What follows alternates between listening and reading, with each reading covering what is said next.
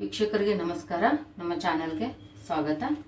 ಇವತ್ತು ಒಂದು ಆರೋಗ್ಯಕರವಾದ ಅಡಿಗೆ ಎಷ್ಟು ಮುಖ್ಯನೋ ಹಾಗೆ ನಮ್ಮ ದೇಹದ ಆರೋಗ್ಯ, ಒಂದು ಜೀರ್ಣಕ್ರಿಯೆಗೆ ಎಲೆ ಅಡಿಕೆನೂ ನಮ್ಮ ತಾತ ಮುತ್ತಾತನ ಕಾಲದಿಂದ ಒಂದು ಸಂಪ್ರದಾಯಬದ್ಧವಾಗಿ ಬಂದಂಥ ಒಂದು ಪದ್ಧತಿ. ಹಾಗಾಗಿ ಈ ಎಲೆ ಅಡಿಕೆನ ನನ್ನ ರೀತಿಯಲ್ಲಿ ನಾನು ಹೇಗೆ ಮಾಡೋದು ಅನ್ನೋದು ಮಾಡಿ ತೋರಿಸ್ತಾ ಇದ್ದೀನಿ. ಮೊದಲಿಗೆ ಅಡಿಕೆ ಪುಡಿ ಮಾಡೋದಕ್ಕೆ ಸೋಂಪು ಬೇಕು. ಸೋಂಪು ಆರೋಗ್ಯಕ್ಕೆ ತುಂಬ ಒಳ್ಳೆಯದು. ಅದನ್ನು ಡ್ರೈ ರೋಸ್ಟ್ ಮಾಡ್ಕೋಬೇಕು. ಆನಂತರ ನಾನು ಹೆಚ್ಚಾಗಿ ಎಳ್ಳು, ಆ ಸ್ವೀಟ್ ಎಳ್ಳುಂಡಿ ಯಾರು ತಿನ್ನಲ್ಲ, ಹಾಗಾಗಿ ಏನು ಮಾಡ್ತಾಯಿದ್ದೀನಿ, ಇದಕ್ಕೆ ಕಪ್ಪುದು ಎಳ್ಳು ತೊಗೊಂಡಿದ್ದೀನಿ. ಎಳ್ಳಲ್ಲಿ ಕ್ಯಾಲ್ಶಿಯಂ ರಿಚ್ ಜಾಸ್ತಿ ಇರುತ್ತೆ, ಕಪ್ಪು ಎಳ್ಳು. ಆಮೇಲೆ ಬಿಳಿ ಎಳ್ಳನ್ನು ಸಹ ನಾನು ತೊಗೊಂಡಿದ್ದೀನಿ. ಎಲ್ಲ 50-50 ಗ್ರಾಮ್ಸ್ ತೊಗೊಂಡಿದ್ದೀನಿ. ಹಾಗೆ ಈಗಂತೂ ಪಂಪ್ಕಿನ್ ಸೀಡ್ಸ್ ಬಗ್ಗೆ ಏನು ಹೇಳೋಂಗೆ ಇಲ್ಲ, ಈ ಪಂಪ್ಕಿನ್ ಸೀಡ್ಸನ್ನು ತೊಗೊಂಡಿದ್ದೀನಿ. ಹಾಗೆ ಇದು ಸನ್ಫ್ಲವರ್ ಸೀಡ್ಸ್, ಇದನ್ನು ಈಗ ಏಲಕ್ಕಿ ಅಷ್ಟು ತೊಗೊಂಡಿದ್ದೀನಿ. ಆಮೇಲೆ ಲವಂಗನ ನೀವು ಏಲಕ್ಕಿ ಆಗಲಿ, ಲವಂಗ, ಪಚ್ಚಕರ್ಪೂರನ, ಇದು ಪಚ್ಚಕರ್ಪೂರ ಅಡಿಕೆಗೆ ಹಾಕ್ತಾರೆ, ಗೊತ್ತಿರುತ್ತೆ ನಿಮಗೆ. ಅಡಿಕೆ ಕ್ವಾಂಟಿಟಿ ಮೇಲೆ ನೀವು ತಗೊಳ್ಳಿ. ಒಂದು ಉಂಡೆ ಕೊಬ್ಬರಿ ತೊಗೊಂಡಿದ್ದೀನಿ, ಇದನ್ನು ತುರಿದಿಟ್ಕೊಂಡಿದ್ದೀನಿ ಕೊಬ್ಬರಿ. ಇದಿಷ್ಟು ಪದಾರ್ಥಗಳಿಗೆ ಮೇನ್ ಪದಾರ್ಥ ಅಂದರೆ ಅಡಿಕೆ. ಈ ಅಡಿಕೆನ ಪುಡಿ ಮಾಡೋದನ್ನ ತೋರಿಸ್ಕೊಡ್ತಾ ಇದ್ದೀನಿ. ಈಗ ಅಡಿಕೆನ ಸಣ್ಣದಾಗಿ ತುಪ್ಪ ಹಾಕ್ಕೊಂಡು ಹುರಿಯೋದನ್ನು ಹೇಗೆ ಅಂತ ತೋರಿಸ್ತೀನಿ. ಸ್ಟವ್ ಹಚ್ಕೊಂಡು ಈ ಅಡಿಕೆನ ಸಣ್ಣ ಉರಿಯಲ್ಲಿ 1-2 ಸ್ಪೂನು ತುಪ್ಪ ಹಾಕಿ ಹುರಿಬೇಕು. ಮೊದಲಿಗೆ ಹಾಗೆ ಹುರ್ಕೋಬೇಕು, ಸ್ವಲ್ಪ ಗರಿ ಗರಿ ಅನ್ನೋ ಥರ. ಆಮೇಲೆ ಲಾಸ್ಟಿಗೆ ಇನ್ನೇನು ಇಳಿಸ್ತೀವಿ, ತೆಗೆದ್ಬಿಟ್ಟು ಪ್ಲೇಟಿಗೆ ಹಾಕ್ತೀನಿ ಅನ್ನೋ ಟೈಮಲ್ಲಿ ನಾವು ಇದನ್ನು ತುಪ್ಪ ಹಾಕಬೇಕು. ನಿಮ್ಮ ಕಡೆ ಯಾವ ಥರ ಅಡಿಕೆ ಸಿಗುತ್ತೋ ಅದನ್ನೇ ಬಳಸ್ಕೊಳ್ಳಿ. ನಿಮ್ಮ ಮನೆಯಲ್ಲಿ ಯಾವ ಥರ ಅಡಿಕೆ ಹಾಕ್ಕೊತಾರೋ ಆ ಥರದ ಅಡಿಕೆ, ಈ ಎಲ್ಲ ಸಾಮಗ್ರಿಗಳನ್ನು ಉಪಯೋಗಿಸ್ಕೊಂಡು ಮಾಡ್ಬೋದು. ಒಂದು 5 ನಿಮಿಷ ಹುರ್ಕೊಂಡಾದ್ಮೇಲೆ ಇದು 1-2 ಸ್ಪೂನು ತುಪ್ಪ ಹಾಕಿ,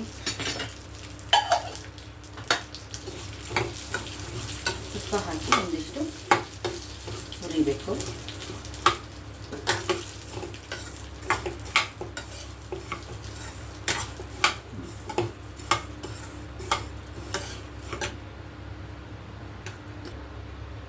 ಈಗ ಸೋಂಪು ಹುರ್ಕೊಳ್ಳೋಣ.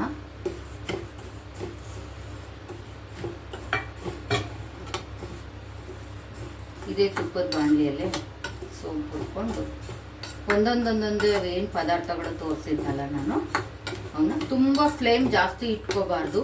ಒಂದು 2 ನಿಮಿಷ ಸ್ವಲ್ಪ ಹಾಗೆ ಬಿಸಿ ಬಿಸಿಗೆ ಕೈ ಆಡಿಸಿ, ನಾವೇನೀಗ ಅಡಿಕೆ ತೆಕ್ಕೊಂಡಿದ್ದೀನಿ ನೋಡಿ, ಈ ಥರ ಇದಕ್ಕೇನೆ ಒಂದೊಂದೇ ಹಾಕ್ಕೊತ ಹೋಗ್ತಾರೆ. ಈಗ ಈ ಪಂಪ್ಕಿನ್ ಸೀಡ್ಸ್ನ ಹಾಕೊಳ್ಳೋಣ. ಕುಂಬಳಕಾಯಿ ಬೀಜ ಅಂತಲೂ ಕರೀತಾರೆ.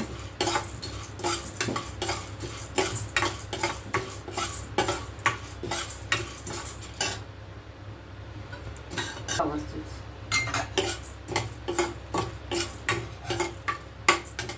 ವಾಟರ್ ಮೆಲನ್ ಸೀಡ್ಸ್ ಇದ್ದರೆ ಅದನ್ನು ತಗೊಳ್ಳಿ. ನಾನು ಇಷ್ಟೇ ಇದ್ದಿದ್ದು ಸೀಡ್ಸ್ ಎಲ್ಲ ಅದನ್ನೇ ಹಾಕಿ ಮಾಡ್ತಾಯಿದ್ದೀನಿ. ಬಿಳಿ ಎಳ್ಳು ವೀಕ್ಷಕರೇ, ಇದು ಈ ಅಡಿಕೆ ಎಲೆಗೆ ಶುಗರು, BP ಅವರಿಗೇನು ತೊಂದರೆ ಇಲ್ಲ. ಹಾಗಾಗಿ ಇದರಲ್ಲಿ ಹಾಕ್ಕೊಂಡೇ ಹಾಕ್ತವ್ರೆ. ನಮ್ಮ ಕಡೆ ಅಂತೂ ಚೆನ್ನಾಗಿ ಹಾಕ್ತಾರೆ ಎಲೆ ಅಡಿಕೆ. ಆದ್ದರಿಂದ ನಾವು ಎಲ್ಲರೂ ತಿಂತಾರಲ್ಲ ಅಂತ ಇದೆಲ್ಲ ಹಾಕಿಬಿಟ್ಟು ಮಾಡ್ತಾಯಿದ್ದೀನಿ. ಇದು ಕಪ್ಪು ಎಳ್ಳು, ಇದರಲ್ಲಿ ಹೆಚ್ಚಿನ ಕ್ಯಾಲ್ಶಿಯಂ ಗುಣಗಳಿರುತ್ತೆ. ಬಿಳಿ ಎಳ್ಳಿಗಿಂತ ಕಪ್ಪು ಎಳ್ಳು ತುಂಬಾ ಒಳ್ಳೆಯದು.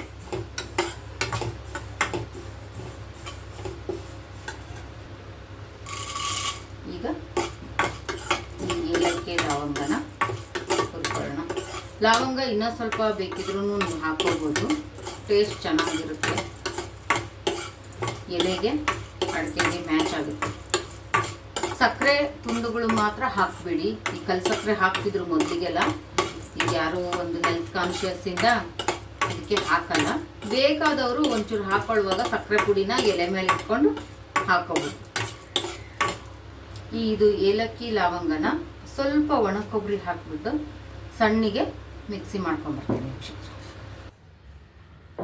ನೋಡಿ ವೀಕ್ಷಕರೇ, ಈಗ ಇದೆಲ್ಲ ಹುರಿದಿದ್ದೀನಿ. ಬರೀ ಅಡಿಕೆ ತಿನ್ನೋದ್ರಿಂದ ಹಿಮೋಗ್ಲೋಬಿನ್ ಕಡಿಮೆ ಆಗುತ್ತೆ. ಹಾಗಾಗಿ ಎಲೆ ಹಾಕ್ಕೊಳ್ಳಿ. ಇಷ್ಟೆಲ್ಲ ಮಾಡಿಕೊಂಡ್ರೆ ಚೆನ್ನಾಗಿರುತ್ತೆ. ಈಗ ಏನು ಮಾಡಬೇಕಪ್ಪ ಅಂದರೆ ನಾವು ಇದು ಬಿಸಿ ಇರುವಾಗೇ ನಾವು ಏನು ಪಚ್ಚಕರ್ಪೂರ ಇಟ್ಕೊಂಡಿದ್ವಲ್ಲ ಅದನ್ನು ಹಾಕ್ಕೊಳ್ಬೇಕು. ನೋಡಿ, ಪಚ್ಚಕರ್ಪೂರ ತೊಗೊಂಡಿದ್ದೀನಿ ಇಷ್ಟು. ನಂದು ಅಡಿಕೆ ಪುಡಿ ಆಮೇಲೆ ಡ್ರೈ ಸೀಡ್ಸು ಇದಕ್ಕೆ ಅನುಗುಣವಾಗಿ ನಾನು ಕೊಬ್ಬರಿ ಹಾಕೋದಕ್ಕಿಂತ ಮುಂಚಿತವಾಗಿಯೇ ಇದನ್ನು ಹಾಕಬೇಕು. ನೋಡಿ, ಇದನ್ನು ಹಾಕ್ತೀನಿ. ಇದು ಸ್ವಲ್ಪ ಬಿಸಿ ಇದ್ದಾಗಾದರೆ ಚೆನ್ನಾಗಿ ಫ್ಲೇವರ್ ಎಲ್ಲ ಕಡೆಗೂ ಬಿಟ್ಕೊಡುತ್ತೆ.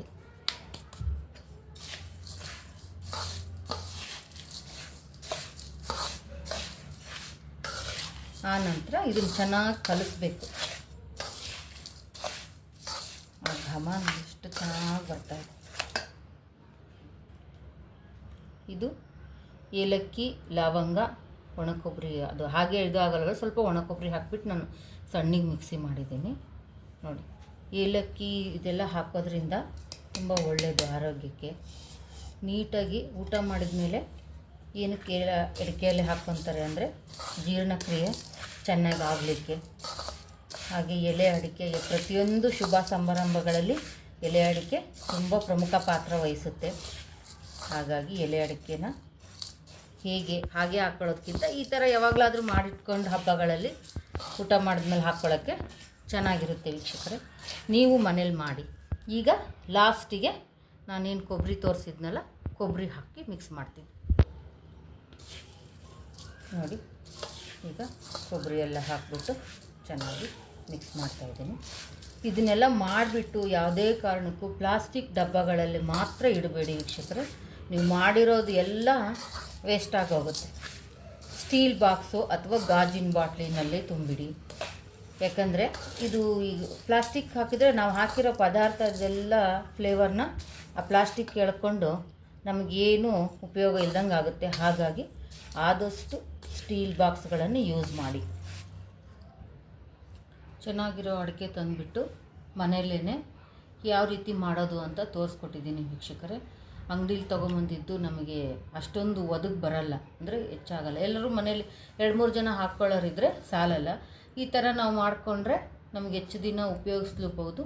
ಹಾಕ್ಕೊಳ್ಳೋರ್ಗೂ ಚೆನ್ನಾಗಿರುತ್ತೆ ವೀಕ್ಷಕರೇ. ಮತ್ತೆ ಮುಂದಿನ ವಿಡಿಯೋದಲ್ಲಿ ಸಿಗೋಣ. ಧನ್ಯವಾದಗಳು.